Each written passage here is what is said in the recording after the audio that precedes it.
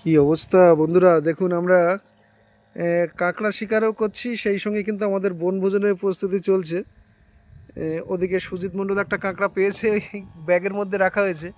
আমি আগে একটা ভিডিও করতে পারিনি, পুষছিল। যাই হোক, আবার কাঁকড়া শিকার করতে যাচ্ছে জঙ্গলের মধ্যে। দেখুন আমাদের বনভোজন কিন্তু এখানে রান্না বান্না খাওয়া দাওয়া, আর আমাদের কিন্তু কোনো বাটাবাটির কিছু নেই, ছুরি দিয়ে কুচিয়ে দিয়েছি, আর আলু আনতে ভুলে গেছি।